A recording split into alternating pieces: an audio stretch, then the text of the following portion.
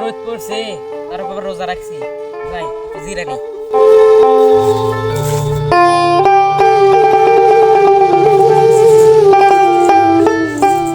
রমজান মাস, হাতে টাকা পয়সা কিছুই নাই, ঘরে ইফতারের ব্যবস্থাও নাই, কি যে কি করবো।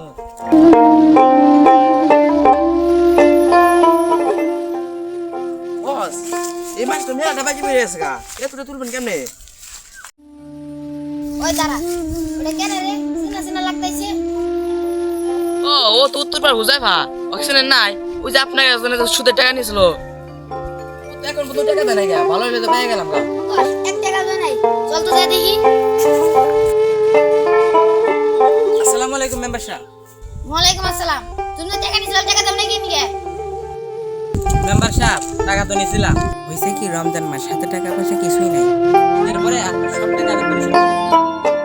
ওই এক মাস হয়ে গেছে গা, তার টাকা বেকার, এখন সব টাকা ডাবল করে দিবি। গরিবের উপর জুলুম করেন না। আর ডাবল মানে আমি তো সুদের উপর টাকা নেই নাই। ওই শোন, কালকের ভিতরে টাকা দিবি, না তোর জমি দল করে নিব আমি। সাহেব, জমিটা নিয়ে না, জমিটা আমার শেষ সম্পদ। আমি ঈদের পরে আপনার সব টাকা দিয়ে দেবো। ঈদে পরে হবে না, কালকে আমাদের টাকা লাগবো।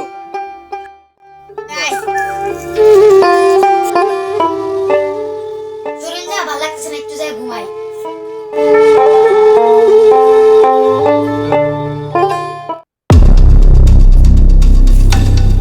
বাইরে থেকে আছে?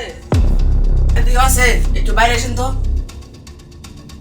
ওই কেন রে? স্যার, আসসালামু আলাইকুম। স্যার, হঠাৎ করে কি মনে যায় আমাদের বাড়িতে? আপনার নাম সাদা? জি স্যার, আমার নাম ইদু মুসা। কিছু বলেন, তাড়াতাড়ি বাড়া করতে গিয়ে। শুনেন, আপনি বাসা দিয়ে? স্যার, স্যার, আমার মাফ করে দেন স্যার, আমি কি করছি? কি করছো? তাহলে শোন। না তোর জমি দল করে নিব আমি। না তোর জমি দল করে নিব আমি। না তোর জমি দল করে নিব আমি।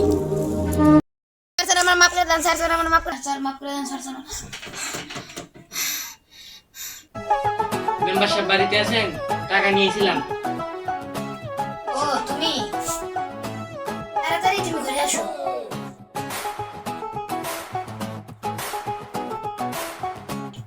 মেম্বার সাহেব, কালকের টাকা সব নিয়ে পড়ছে। তোমার টাকা আমার লাগবে না, তুমি আমারে মাফ করে দিও। আমি অনেক ভুল করছি, তোমাদের উপরে অনেক জুলুম করছি। আর কিছু পরে তো আর জান দিবনি। ইফতারটা আমাদের বাসায় করে দিও।